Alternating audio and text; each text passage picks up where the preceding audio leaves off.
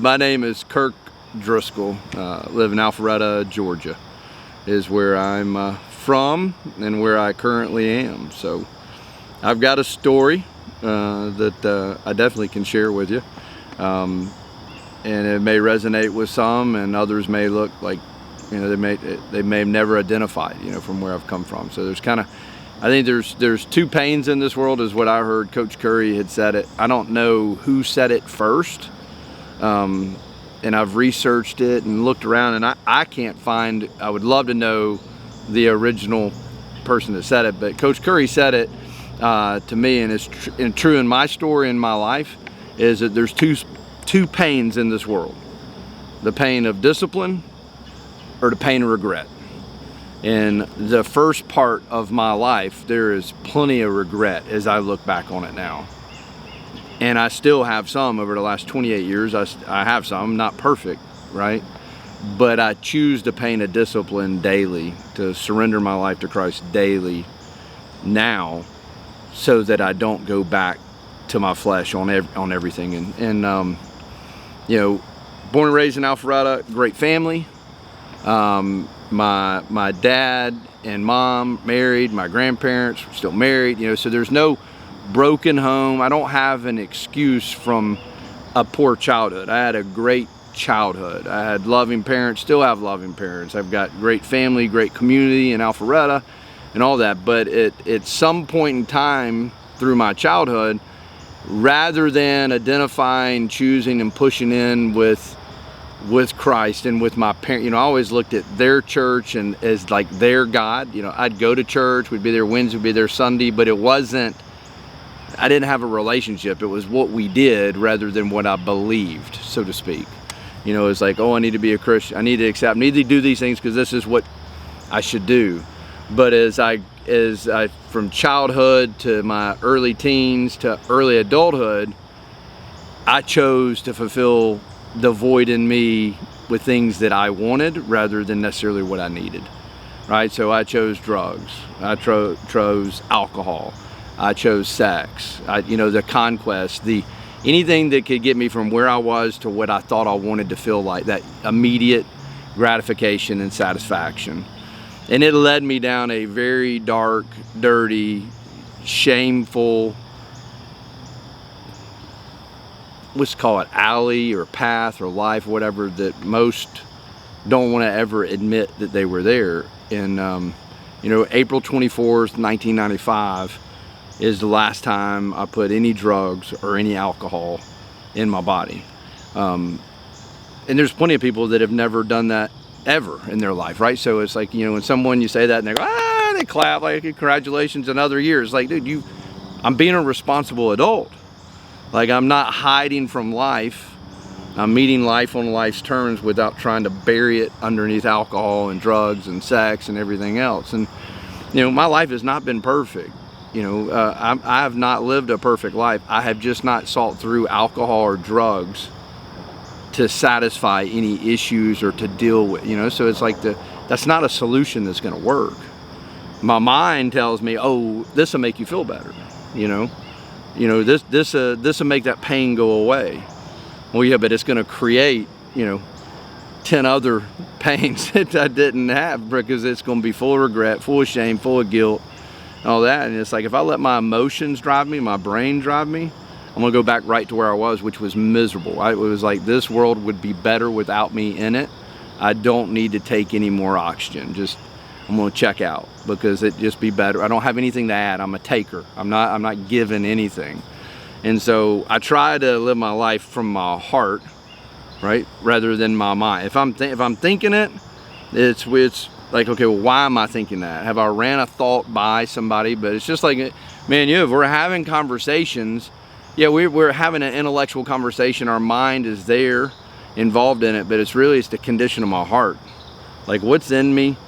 And it's going to come out in those intentional relationships through my words, where if I've got genuine relationships, someone's going to hold me accountable to it, because you're going to hear and see it in me, because it's there. And so long I lived in that, what do I think? Why do I need this? And it wasn't resonating out of emotion. It was just kind of head up, you know, shoulders up and head, just like, here's just what I'm gonna do, because this is what I want to do, and kind of suppress all the rest of it. And you know, one of the first, you know, so grew up in the church, you know, parents love Jesus, like my grandparents, like there's, you know, it's not like I grew up in this, you know, environment that wasn't supportive, encouraging, and still today, right? I got great parents. They didn't do anything wrong. You know, it was choices that I made, friends. So tell me about your crisis of truth that led you to realizing that you had a problem.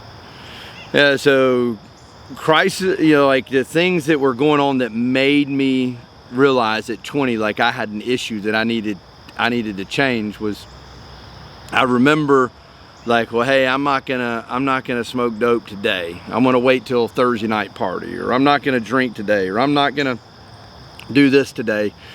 And when you're 20 and you start setting parameters and tests around your use, right? It's like, why am I doing that? And so I thought everybody drank the way I did and used the way I used. Well, no, it was just those that I was hanging with, right? It wasn't everybody. It was the, you know, everybody else quit around 9 or 10 o'clock, and me or 3 or 4 were still going to 2 or 3 o'clock in the morning, right? And so what's interesting is actually my parents called me. It was my dad, and said something was going on with my mother, and that I needed, if I could please come home, because my sister was still living at home, right? And so if she woke up or did something, that I could be there to let her know, hey, everything's okay, but mom's at the doctor, at a hospital, you know, and type deal. And I remember I wanted out. I just didn't know how to. I was 20 years old. I was a president of my college fraternity.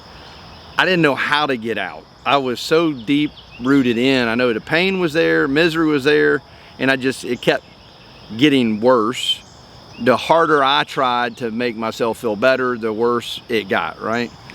And I remember walking in the house, and I could hear him crying upstairs. And when I walk upstairs, I realized that this is an intervention. This is not, she's not anywhere. She's there sitting in the bed crying. My dad's there. And man, immediately there was that sense of like, oh, I got to pull away. Hey, there's nothing wrong, right? I'm all good. I'm all perfect. But then just the way they approached me, I put my guards down, and I was like, man, it's exactly what I need. They were giving me a way out.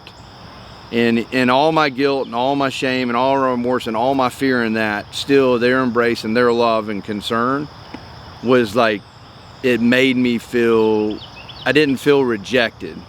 I felt accepted exactly where I was, and I was broke and I didn't know how to get out, and they were willing to help me figure out how to get out of the situation that I was in. And so stayed there that night. The next morning I got up. I had several things that I needed to settle, some accounts that needed to be settled and whatnot before I went off to treatment.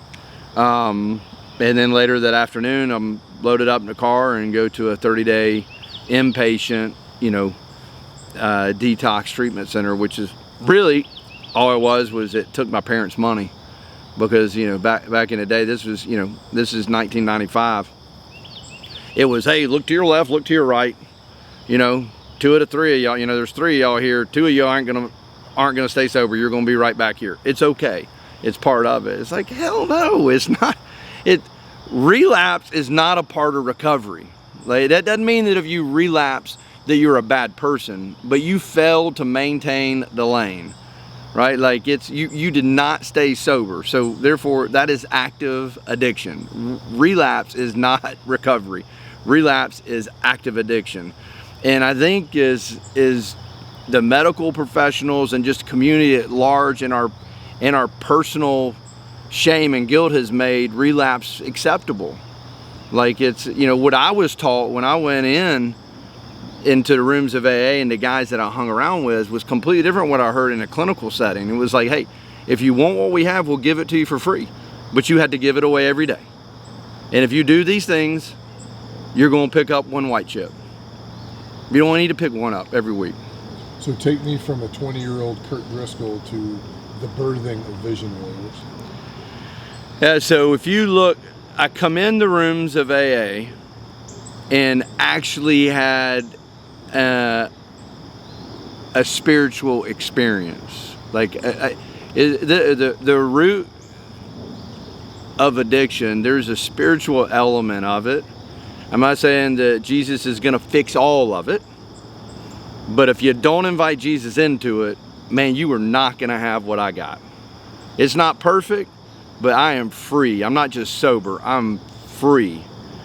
And what was told to me when I walked into the rooms of AA and I heard this and saw these guys were attracted to, they were going to give it to me for free. And I'm like, okay, well, what do I need? And they're saying, well, if you're willing to take what we got, we'll give it to you, but you got to give it away every day. Well, man, when you ain't got nothing, you're 20 years old, you're now living with your parents, then my grandmother and grandfather. I've left college. I'm worthless piece of crap, man, in my mind. I've got nothing. I've failed. I'm freaking a drug addict. You know, maybe I'm an alcoholic. I don't know. I'm still thinking that I can go back to college and drink, just not do drugs, right? And man, these guys were just showing me the love of Christ without saying it was the love of Christ. They were just loving on me and giving me what they had inside the rooms of AA. And that's the first time I felt and saw what a relationship with Christ looks like. And all these guys that keep taking Jesus out of the 12 steps, man, I want to just sit down and have a conversation with them and be like, man, have you tried putting him in it? Like you were so afraid to have him in it. Do you want, can't say his name, can't pray, but we can talk about the doorknob that's your higher power. Like, man, like I found Jesus in the rooms of AA because the men that were there were sharing him without saying his name. They were sharing it in what they were speaking, how they were speaking, but moreover, how they were treating me and how they were loving on me. And they made it really simple. We'll give it to you.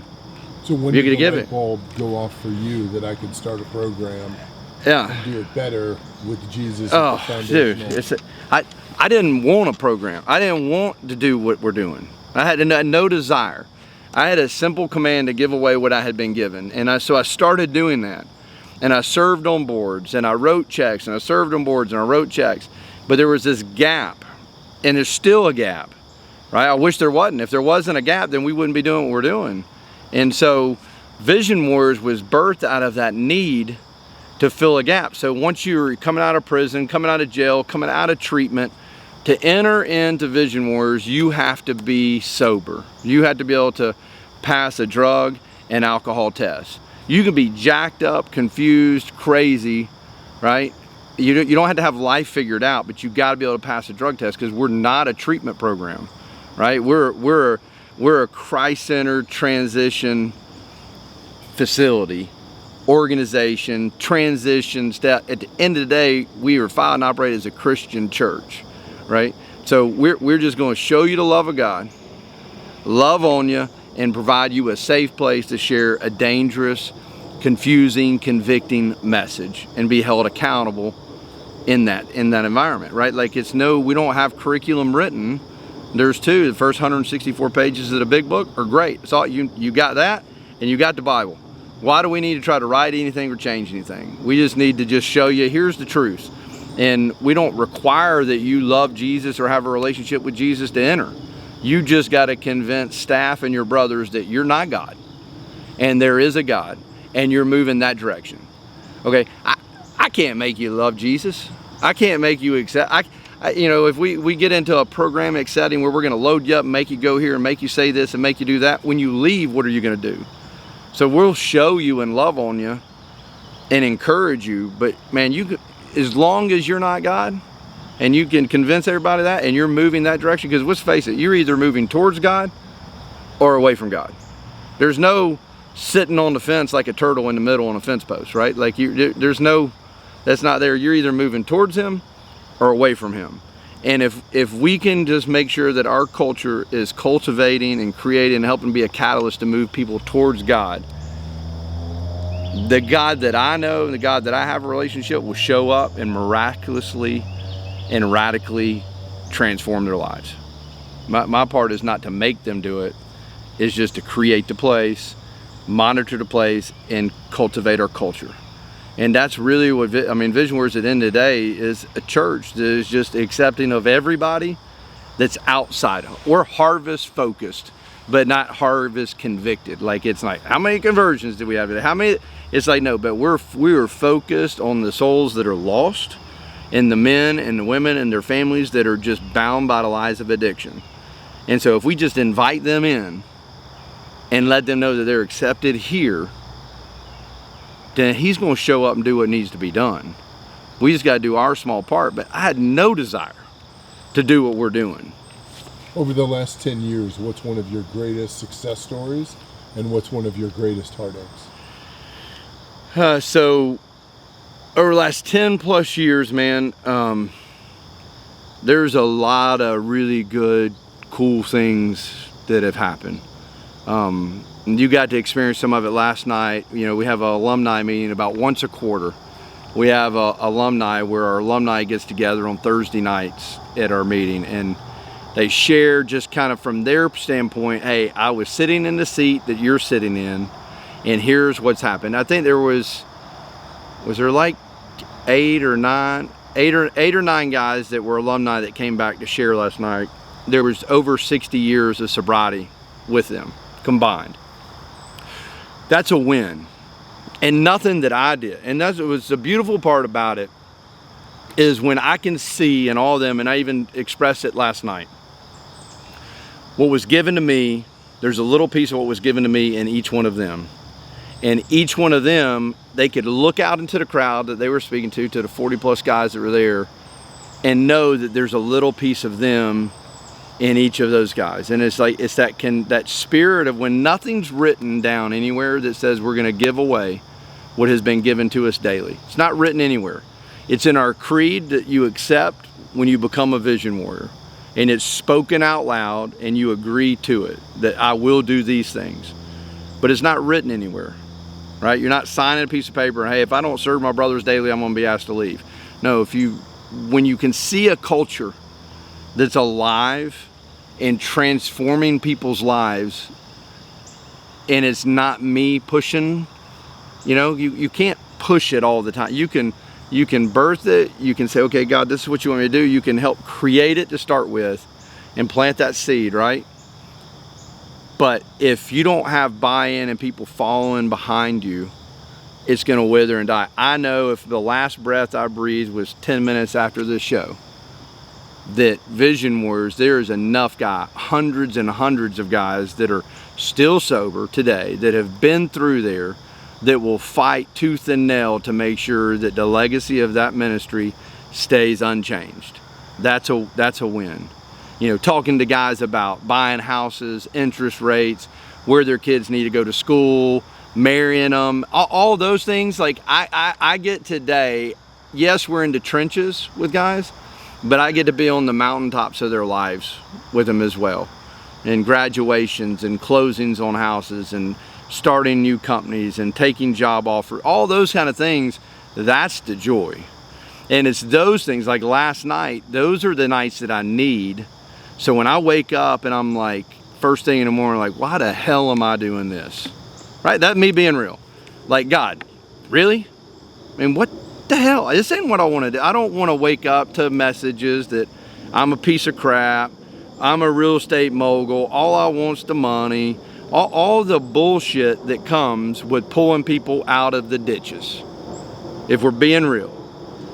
I wake up to that, I go to sleep with that, and if I get stuck in that mindset, I would not do what I'm still doing every day. Because this isn't a, oh, hey, I wanna, when I get older and I can retire, I wanna start a men's ministry and I wanna pull guys out of ditches every day, all day long. That was not on my radar when I was a child looking to see how do I wanna spend my years of freedom after, you know, sweating and grinding and out. That's not what I wanted to do, right?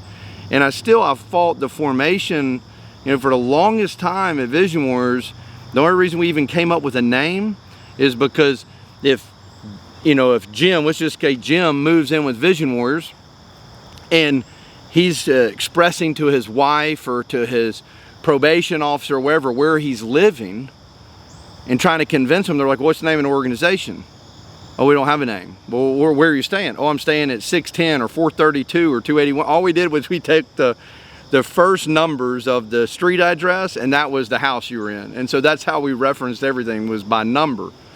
And so it was actually my wife. I was sitting there one night and she's like, why are you fighting so hard to name it? I was like, because if I name it, then it's an organization. Even if it's not formed as an organization, it starts putting expectations all around it. I just want to serve. I just want to give away what's been given. I don't need a name to do that by. And anyways, Vision Warriors is birthed out of that. It was a men's group that we already had. We've been functioning 15, 16 years. And it was just groups of men holding each other accountable. That's where it was birthed from. And man, we formed legally as a registered Christian church nonprofit in 2017, and I fought it all the way to it because I'm here to serve, not to facilitate and run a ministry, right? Like I wanted my ministry and my service to be pure, just of service rather than have objectives, and so it's been amazing, and it's painful. Share with us one of those pains. It's like, man, it's like, you know, when you're burying guys that you love, right? If we're being real, you don't want to bury somebody that you love. It's hard enough when it's just their time's coming, they've expired, and they've lived a full, joy-filled, impactful life. When they're dying because of pain, misery, and shame that they don't realize that they don't have to carry, and man, the truth and the truth and the opportunity to be freed from it is there. It is so easy and so simple.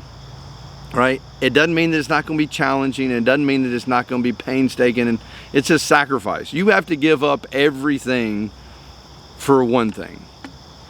Or you can give up that one thing, that freedom that you will find in Christ, for everything else that you think that you want to do. You know, you can chase all that crap, or you can just surrender that one thing, and it's like, man, it's just like they're going to give up everything for just that drug, right? Like, everything that he has in store for you. I know it's counterintuitive, but man, it just sucks. And it absolutely sucks burying people that you love, knowing that the pain and misery that took them out can be relieved. Like, there is a solution.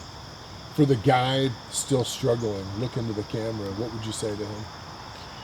If you're there in the pit of hell and think that what you're doing and the way you feel is just unredeemable, and you are too afraid to share it with anyone, and you think that what you've done or what you're doing is just the worst thing that anybody could have ever done in this world, I can guarantee you, you are not alone. I can guarantee you that there is someone that would look at that and be like, man, that's like, come on, it's okay. I promise you that there is a way out. You do not have to feel hopeless. You can feel full of hope, full of encouragement. You are a beloved son of the Most High, and He loves you and accepts you exactly where you are today. So if anyone has ever told you before that it is unredeemable, unforgivable, and you're not worthy, it is a lie. My God, the God of the Most High, I am a beloved son. He loves me for where I am today and where I was 28 years ago. And He loves you. He wants nothing from you. He wants everything for you. But you just got to lean in and take that step. Give me a call. I'll buy you a cup of coffee. You can buy me a cup of coffee, whatever it might be. But I can tell you that you do not have to feel the way that you do, and there is hope. You are worth it, and I want to see you live happy, joyous, and free. For somebody watching this video and they want to get involved to help, Yeah. What are some of your greatest needs? Greatest needs is just relational connection. The biggest way that we can break the stigma of addiction is to get people that are not in addiction And let's be honest, addiction, there is pain associated with it. You know, there's real pain, there's real hurt, there's destruction, it causes a lot of mess, man. But the more people that we can get engaged with folks that are in recovery, in healthy recovery, and living a life that's they're full of joy and full of freedom, man, we can help change that view. So when they intersect with someone that's in pain and broken, they're like, man, no, there is hope. I know this place. I've seen it. I've seen the hopeless come alive. That's the biggest thing. So whether it's with us or any other recovery community or recovery organization, volunteer, meet some folks that are living a happy, joy-filled, Christ-centered life in recovery. Second would be, you know, give us a call. We always have needs, man. It's like any ministry, right? You know, there's financial needs, there's mentorship needs, cleaning supplies, you know, toilet paper, trash bags, paper plates. Like our needs list doesn't end. What we really need is, our biggest need is, we want you to send us those that are hurting, broke down, and feel like life isn't worth living. That's our biggest need. We're focused on, and our burden and our need is to reach those that everybody else is overlooking. So look outside your walls of your church if you have to. You think that they're not inside your church, it's okay. Look outside the walls. I promise you they're in there. But our biggest need is for you to send us those that are broke, feel like life isn't worth living, and that have not ever experienced the true love of Christ and felt a community of men just holding them accountable to what God's calling them to be, rather than what they're willing to settle to be. That's our biggest need. We don't advertise to fill it. We want those that are in the body of Christ to send us those that are struggling. That's our biggest need. Money will work out, toilet paper will show up. If not, we got a water hose out front, right? I mean, you know, but it's like our biggest focus is on the man that we serve and their families. Because if we can return them home, like last night you saw it, when we can return a father home to be a husband to his wife and to be a father to his 2 children, what else should we be focused on? That's our burden. That's our desire. And so we need you to send more of those men so we can restore not just not a man, but a family. And that family, and that generational curse can be broke, and we can fix a broke world one man at a time. And I challenge everybody to do that, man. Don't look at those that are hopeless and be like, we can't help. No, there's something you can do or something you can say today for anybody that's broke down and hurting. And I just challenge you to do it. That's what I need you to do. That's our biggest need. Thank you, brother. That work? Love you. It's great. So, yeah, man. I love listening to you share your story.